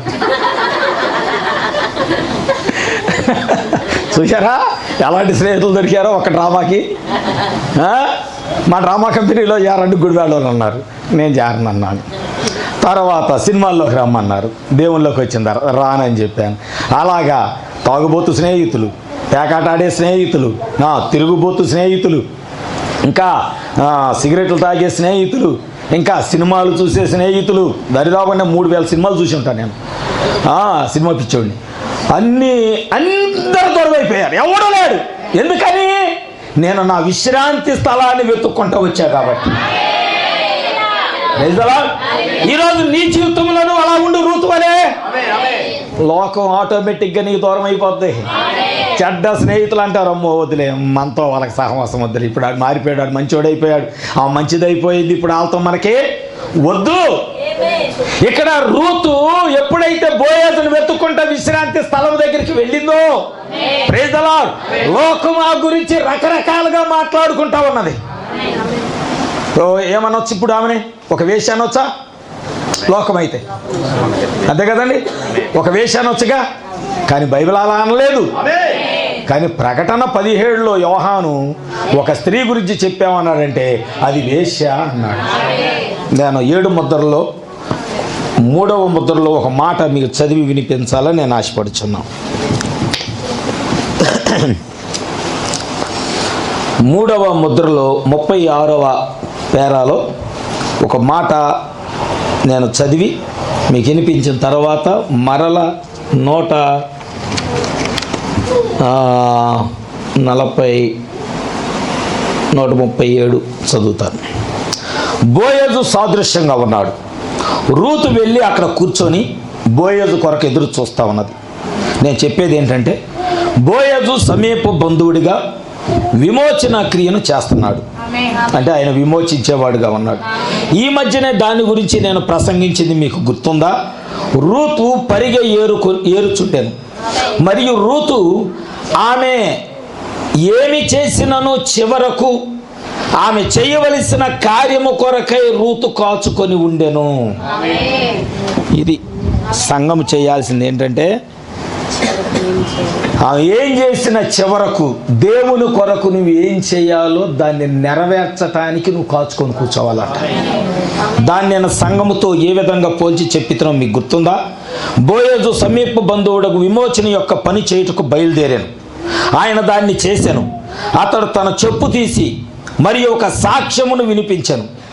మరియు నయోమిని విడిపించడం ద్వారా రూతును పొందెను. ఇప్పుడు కావున రూతు కాచుకొని ఉండెను. ఏలయనగా ఆమె ఇదివరకే శ్రమపడెను. ఆమె ఈ ఇతర కార్యములన్నిటినీ చేశాను. అయితే ఇప్పుడు కాచుకొని ఉన్నది. మరి ఇప్పుడు సంఘము కాచుకొని ఉన్నది, విశ్రాంతి పొందుతున్నది. వారిలో అనేకులు భూమిలో ఉన్నారు. ఆయన తన యొక్క సమీప బంధువుడకు విమోచన యొక్క పనిని చేయుచుండగా వారు ఆ విధంగా ఉన్నారు. ఇప్పుడు ప్రపంచము ఇంకా ఘోరమైన స్థితికి దిగజారిపోతున్నది. పాపము పెరిగిపోతున్నది. మరియు వ్యాధి, శ్రమ మరియు మరణము మరియు దుఃఖము పెరిగిపోతున్నది. భక్తి లేని పురుషులు, భక్తి లేని స్త్రీలు అక్కడక్కడ చనిపోతున్నారు. క్యాన్సర్ మరి మొదలగున్నవి వారిని తినివేయుచున్నవి. మరియు వారు దానిని విలువగల విశ్వాసము గాని దానిని నివారింపగల శక్తిని పొందలేకపోతున్నారు. దేవుని స్తోత్రాలు. బోయజ్ ఇక్కడ ఒక సమీప బంధువుడిగా ఉన్నాడు. ఆయన విమోచన క్రియ చేయటానికి ఆయన సిద్ధంగా ఉన్నాడు. నీకు తెలుసా, నీకు విడుదల వచ్చే వరకు ఆయన కదలడు అక్కడి నుంచి. ఆ కళ్ళము నుండి నీకు క్షమాపణ దొరికే వరకు అక్కడి నుంచి కదలడు. నువ్వు క్షమించబడే వరకు, నీ పాపాలన్నీ క్షమించబడే వరకు అక్కడ నుంచి ఆయన కదలడు. ఆ క్రియ చేసే వరకు అక్కడ నుండి కదలడు. నీకు స్వస్థత వచ్చే వరకు ఇక్కడ నుండి ఆయన కదలడు. ఆమేన్. ఆయన మార్గంలో వస్తూ ఉంటే 12 సంవత్సరాల వ్యాధి కలిగిన స్త్రీ వచ్చి, చూసారా ఆయన ఎంత సమీపంగా వచ్చాడు. ఆమె ఇంటికి ఎంత సమీపంగా వచ్చాడు అంటే ఆమె ఆయనను చూడగలుగుతుంది. ఆయనను ఆమె చూడగలుగుతుంది. ఆయన దగ్గరకు ఆమె వెళ్ళగలుగుతుంది. ఆమెలో దగ్గరికి వెళ్ళే కొద్దిగా ఎలాంటి విశ్వాసం కలుగుతుందంటే, నేను ఆయన వస్త్రాన్ని తాకగలను. Praise the lord. నేను ఆయన వస్త్రాన్ని తాకగలను. ఇప్పుడు ఆ వస్త్రము కొరకు ఆమె ప్రయాసపడుతుంది. ఎందుకంటే అప్పటికి ఆమె ఒక వ్యాధిగ్రస్తురాలు. ఇక్కడ రూతేను ఒక యవ్వన విధవరాలు. ఆమె కూడా ఇక్కడ ప్రయాసపడుతుంది. ఇక్కడ 12 సంవత్సరాలు వ్యాధి కలిగిన స్త్రీ కూడా ప్రయాసపడుతుంది. ఎందుకంటే నేను ఆయన తాకాలి, ఆయన వస్త్రాన్ని తాకాలి. పౌలు చెప్పింది అదే. ఆ వస్త్రాన్ని మీరు పొందుకున్నారా? యోహాను శిష్యులు అడిగింది అదే. ఆ వస్త్రాన్ని మీరు కప్పుకున్నారా? ఆ వస్త్రాన్ని మీరు కప్పుకున్నారా? వాళ్ళు అన్నారు, అసలు వస్త్రం ఉన్న సంగతే మాకు తెలియదయ్యా, దుప్పటి ఉన్న సంగతే మాకు తెలియదు. కానీ ఇక్కడ ఆ స్త్రీ వచ్చింది, ఆయన్ని తాకగలిగింది. ఆయనను తాకగలిగింది. ఆయన నిలబడ్డాడు. ఎందుకు నిలబడ్డాడో తెలుసా? ఆమెకు పూర్తిగా స్వస్థత వచ్చేవారు. ఆయన అక్కడి నుంచి కథలు తెలుసుకోలేదు. ఆమేన్. ఈరోజు నిన్ను బాగు చేసే వరకు ఆయన ఎక్కడి నుంచి కథలు తలుచుకోలేదు. నీకు మేలు జరిగే వరకు ఆయన ఎక్కడి నుంచి కథలు తలుచుకోలేదు. నువ్వు కోరుకున్నది నీ జీవితంలో నెరవేరే వరకు ఆయన ఎక్కడి నుంచి కథలు తలుచుకోలేదు. ఆయన హల్లెలూయా. ఏదో నీకు కనబడి వెళ్ళిపోయే దేవుడు కాదు. ఆయన నీకు పరిపూర్ణముగా మేలు చేసి వెళ్ళే దేవుడుగా ఉన్నాడు. గట్టిగా చప్పట్లు కొట్టి దేవుడు మరి మేము పడుతాం. ఎంత గొప్ప దేవుణ్ణి, ఎంత గొప్ప దేవుణ్ణి. ప్రభువా, నా కొరకు నిలబడ్డావా? నా కొరకు నిలబడ్డావా? నా కొరకు నిలబడ్డావా? కల్వరిలో నా కొరకు నిలబడ్డావా? ఆ రక్తపు ఊట కారతా ఉంది, కారతా ఉంది. మీ తెలుసా, ఇప్పటికీ స్టిల్ నౌ బలిపీఠం మీద వధించబడిన గొర్రె పిల్లవలే ఆయన ఇంకా నిలబడే ఉన్నాడు.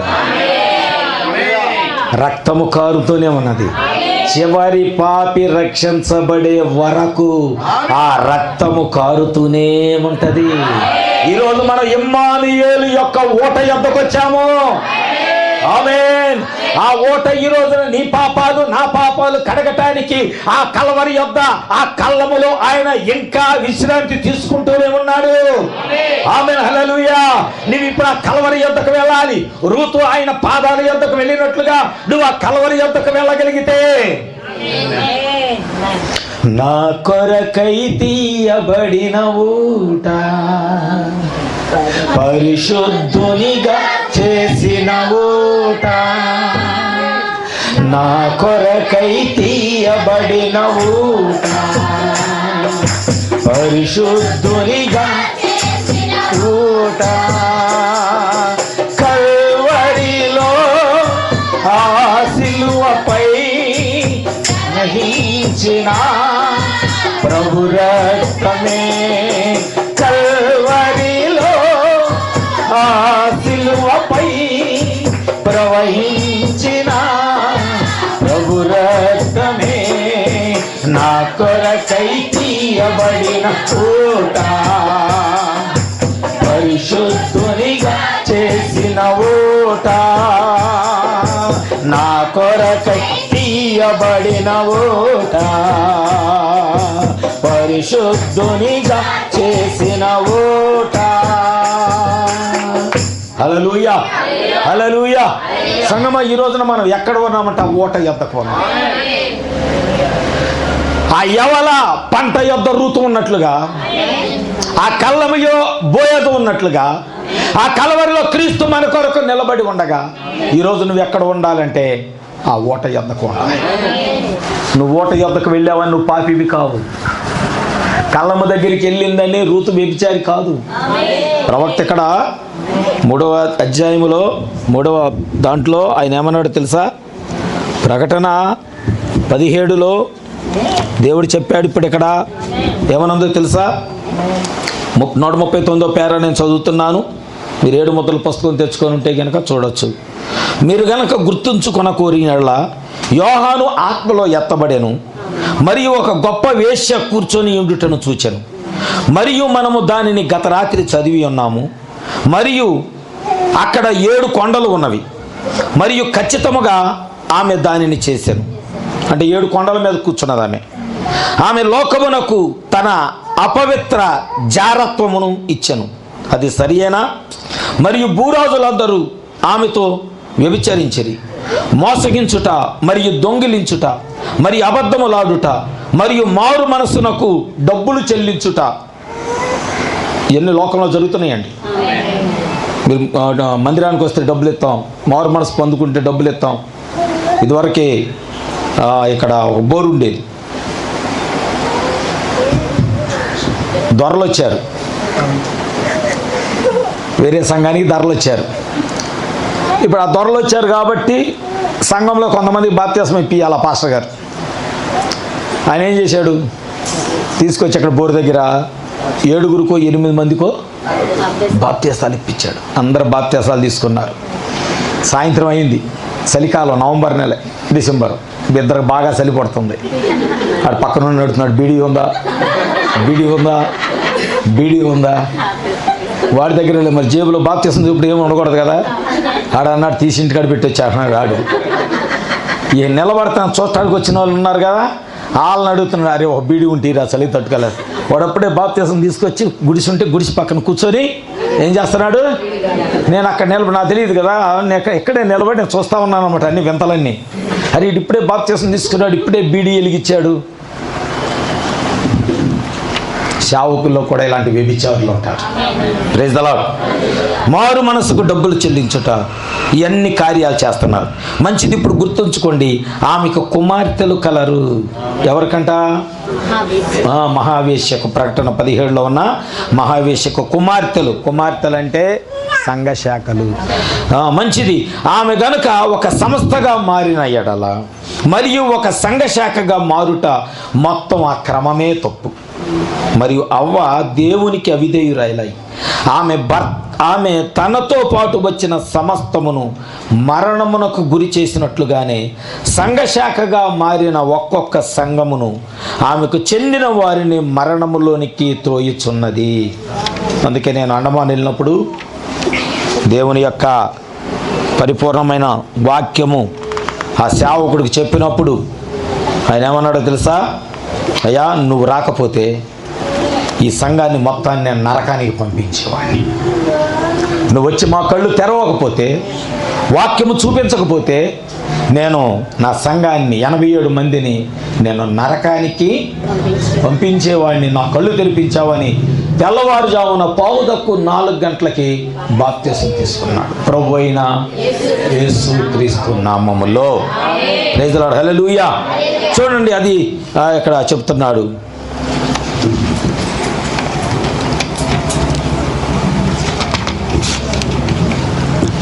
ఆమెకు చెందినవి అన్నీ కూడా మరణములోకి త్రోయిచున్నది. ఖచ్చితంగా అదే సంఘము కలుషితమైపోయింది.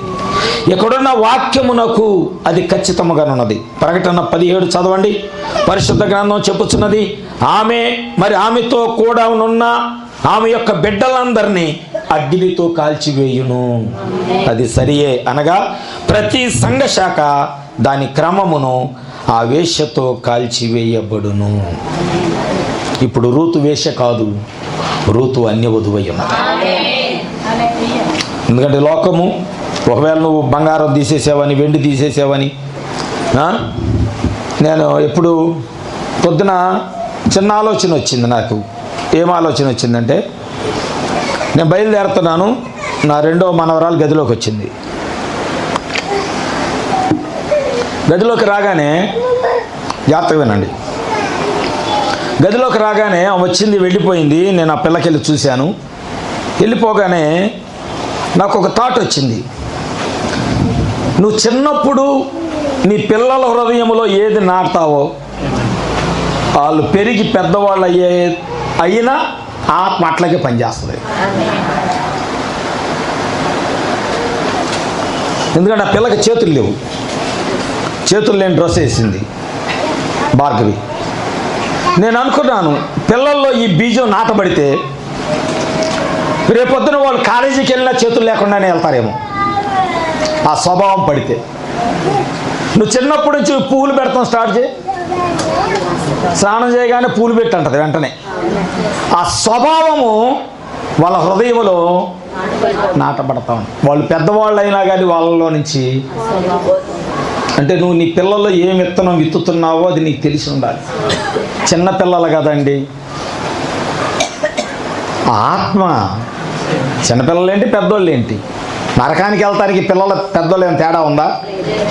చిన్నపిల్లలని దేవుడు ఏమన్నా పాపం అన్నాడా? ఎక్కడన్నా అన్నాడా? చిన్నపిల్లలు ఉన్న తల్లులు వినండి, అమ్మో చిన్నపిల్లలే తప్పు చేస్తే చేసేయాలని దేవుడు ఏమన్నా పాపం అన్నాడా? ఎత్తి నరకంలో పడేయండి అన్నాడు. అంతే, ఎత్తి అగ్నిగుండంలో పడేయండి అన్నాడు. ప్రభువా, వాళ్ళు చిన్నపిల్లలు ఉన్నారు, శపించే, భూమి నెరలిస్తుంది ప్రభువా, చిన్నపిల్లలు ఉన్నారు, తోసే. అంటే చిన్న పిల్లలని లేదు, పెద్ద పిల్లలని లేదు, ముసలోళ్ళని లేదు. దేవుని ఆత్మ లేకపోతే వారి మీద దురాత్మ ఉంటుంది. ఈ సంఘ శాఖల ఆత్మలు సంఘాల్లోకి వచ్చే వారందరికీ అది నేర్పుతారు. మేము ఎక్కడికి వెళ్ళి వస్తున్నాం, ఢిల్లీ నేను అనుకుంటా, ముస్తాబాద్ ఎక్కడికి వెళ్ళి వస్తున్నాము. వస్తుంటే చర్చిల్లో అన్ని చోట్ల డ్యాన్సులు ట్రైనింగ్ జరుగుతుంది.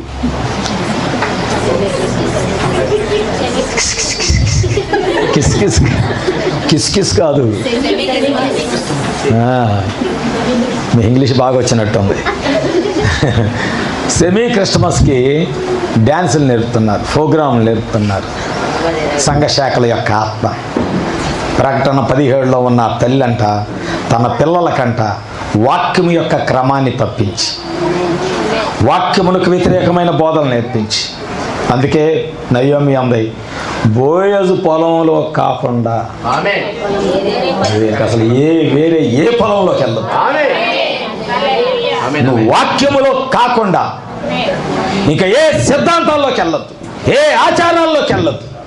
Praise the Lord. ఎందుకో తెలుసా? ముగిస్తా సంగమా, ఇంకా చాలా ఉన్నాయి చెప్పడానికి. ఎందుకో తెలుసా? దేవుడంట నువ్వు సంఘానికి కలిసిపోయి వస్తే ఆయన దూతలకు చెప్తాడంట. ఇప్పుడు ఈరోజు ఎవరన్నా రోగంతో వచ్చున్నారా? దేవుడంట దూతకు చెప్పాడంట, స్వస్థత అనే గుప్పెట ఆమె కొరకు ఇప్పన్నాడు.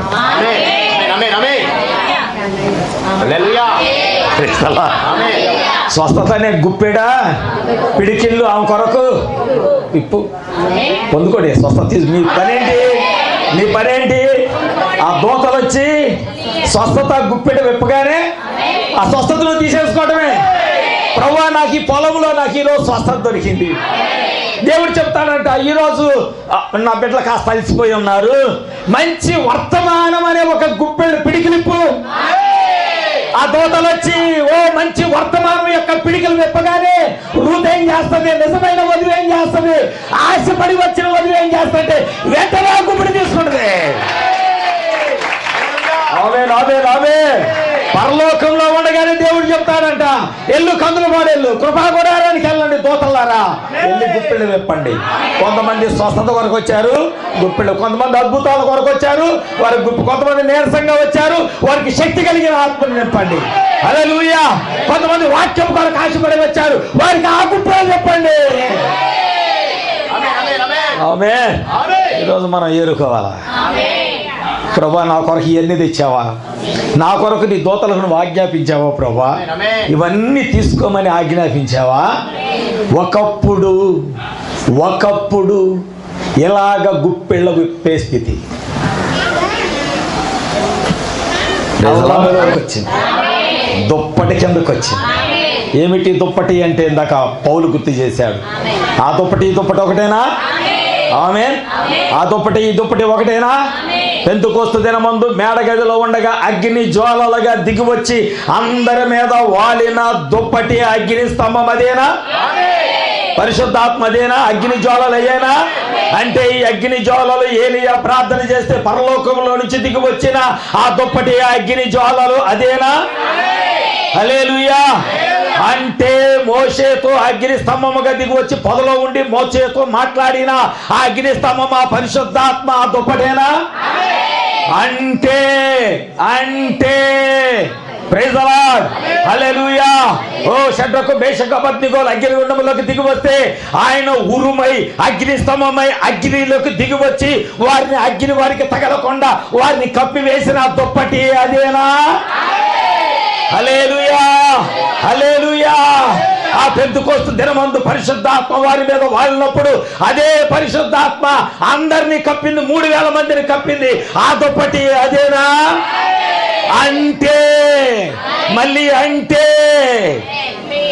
120 సంవత్సరాల సుమయోను వచ్చి ఆ అగ్ని స్తంభాన్ని ఎత్తుకొని ఇశ్రాయేలీయులకు ఆదరణకర్త, ఓ తండ్రి నాదా, ఆదరణకర్త అంటే పరిశుద్ధాత్మ అంటే అగ్ని స్తంభము. ఇప్పుడు సుమయోను చేతిలో ఉన్న దుప్పటి కూడా అదేనా? హల్లెలూయా. ఆ దుప్పటేనా ఇప్పుడు బోయేజు కప్పుకున్నది? ఆ దుప్పటి కిందేనా ఇప్పుడు సంఘం వెళ్ళింది? దేవునికి మహిమ కలుగును గాక. ఇప్పుడు దుప్పటిలో దేవుడు మానవుడు, పెళ్లి కుమారుడు పెళ్లి కుమార్తె ఇప్పుడు ఏమయ్యారంటే ఏకమై ఉన్నారు. వాళ్ళిద్దరు ఇప్పుడు ఒకటై ఉన్నారు. వధువు వాక్యము ఒకటై ఉన్నది. ఇప్పుడు దేవుని మీద సంఘం మీద ఒకే పరిశుద్ధాత్మ ప్రయాణం చేస్తూ ఉన్నది సంఘమా. దేవుడు నామాన్ని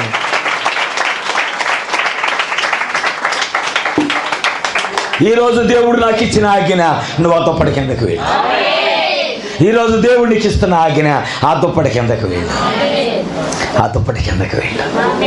ఎందుకంటే ఆయన తెలుసు ఆదాము దగ్గరికి అవ్వ తేబడింది. అందుకేనంట బోయజ్ అంట నయోమికి రూతుకి పరిపూర్ణమైన విడుదల వచ్చే వరకు ఆ పంచాయతీలో నిలబడే ఉన్నా. పూర్తి విడుదల పొందుకునేవారు, పూర్తి విడుదల వచ్చే వరకు బోయజ్ అక్కడి నుంచి కదలలేదు. ఆయన తెలుసా, ప్రవక్త చెప్తున్నాడు, ఆయన నీ కొరకు విడిపించేవాడిగా నిలబడాలంటే మొదట ఆయన నీ రక్త సంబంధి అయి ఉండాలి. రెండవది సమాజం నమ్మాలంట ఆయన చేయగలడని. మూడవది ఆయన అంతటి సామర్థ్యం కలిగిన వాడై ఉండాలంట. Praise the Lord. అంతటి విడిపించగల విమోచకుడై ఉండాలంట. నీ కొరకు ప్రాణం పెట్టేవాడై ఉండాలంట. నీకు పూర్తిగా ఒక్కప్పు కాదు, రెండప్పులు కాదు, నీ అప్పులన్నీ విడిపించేవాడిగా అక్కడి నుంచి కదలకుండా. ఎవరు నన్ను తాకింది అని చెబుతుంది, అయ్యా నాకు స్వస్థత వచ్చింది, పూర్తిగా స్వస్థత వచ్చింది. అప్పుడు అడిగేశాడు ఆయన. హల్లెలూయా. అప్పుడు అడిగేశాడు. ఈరోజు ఎక్కడి నుంచి కూడా వెళ్ళటానికి ముందుగా నువ్వేది కోరుకున్నావో అది పూర్తిగా నీకు దొరికే వరకు ఆయన ఎక్కడే నిలబడి ఉన్నాడు. ఆయన ఏం చేశాడో తెలుసా? దుప్పటి నుంచి దుప్పటి తీశాడు. ఎవరు అని అడిగాడు. ఇప్పుడు ఆయన ఇందాక విశ్రాంతిలో ఉన్నాడుగా, సమాధిలో ఉన్నాడుగా. 3వ దినమైంది, పునరుద్ధానుడై లేచాడు. ఇప్పుడు సమాధి బయట ఉన్నాడు. ఎవరు అని అడిగాడు. అయ్యా, అన్యురాలైన రూతుని నేను నీ దాసురాలను. మోయాబీరాలైన రూతునయ్యా ఒప్పుకోవాలి. ఈ రోజున నేను పాపిని ప్రభువా, నేను పాపిని, యోగ్యత లేనివాడినయ్యా, నీ దాసుడినయ్యా, నీ దాసురాలనయ్యా, నీ పాదాల దగ్గర కాస్త నాకు స్థలం ఇస్తే చాలు ప్రభువా. ఇప్పుడు ఆయన ఏం చేశాడో తెలుసా? గుప్పెళ్ళ కాదు, 6 మానికల యవలలు కొలిసి ఆమె కొంగులో, ఆమె చిన్న దుప్పటిలో పోస్తే ఇప్పుడు సమృద్ధి. ఇక నువ్వు పరిగెరుకో అక్కర్లా. పరిశుద్ధాత్మను పొందుకున్నాక పరిగెరుకో అక్కర్లా. అంతకుముందు నీకు వాక్యం నేర్చుకోవాలి, అంతకుముందు వాక్యం కొరకు బలపరచబడాలి, నువ్వు అంతకుముందు వాక్యాన్ని ఎత్తుక్కోవాలి. కానీ పరిశుద్ధాత్మను పొందుకున్న తర్వాత పరలోకము యొక్క ప్రత్యక్షత యావత్తును దేవునికి ఇవ్వటానికి ఈరోజు దేవునికి సిద్ధంగా ఉన్నావు. ఈరోజు మనము ఇప్పుడు పరిగెరుకోవటం కాదు, నా ఒడి నిండాలి అయ్యా, నా దుప్పటి నిండాలి, నా గుండె నిండాలి ప్రభువా, నా హృదయం నిండాలి. ఖాళీ రాతి బాణెలు కాదు ప్రభువా, నింపబడిన బాణల వలె అయ్యా, దావీదు చెప్పినట్లుగా నా గిన్నె నిండి పొర్లుచున్నది అన్నట్లుగా నేను ఇక్కడి నుంచి వెళ్ళాలి ప్రభువా. ఎంతమంది ఆశపడతారు? మనందరూ లేచి నిలబడదాం. దేవుడు మనతో మాట్లాడిన రీతిగా మనందరం లేచి నిలబడి మరొకసారి నా కన్నుల కన్నీరు తుడచలే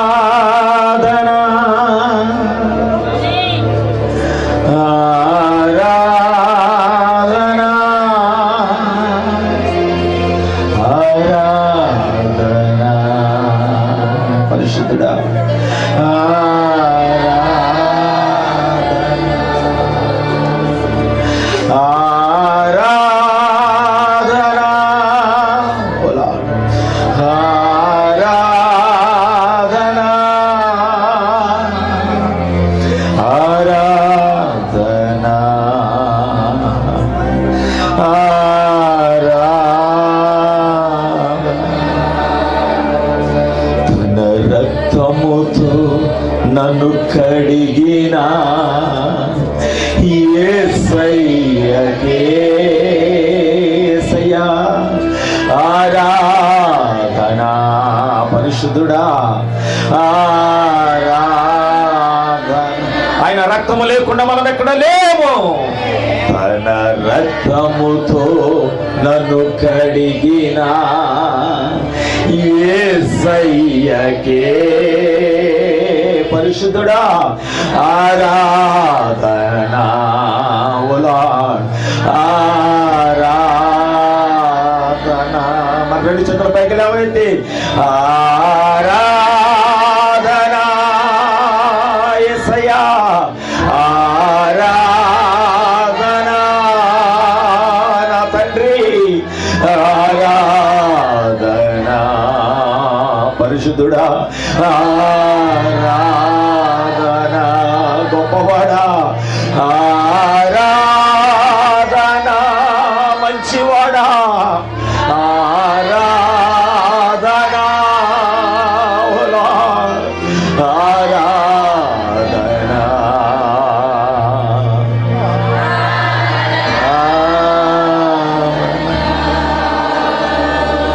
తన ఆత్మతో నన్ను నింపిన యేసయ్యకే ఆమేన్ ఆమేన్ ఆరాధన పరిశుద్ధుడా దేవుని ఆత్మ లేకపోతే మనం ఈ దినమందు లేము. తన ఆత్మతో నన్ను నింపిన యేసయ్యకే ఆమేన్ గ్లోరీ ఆరాధన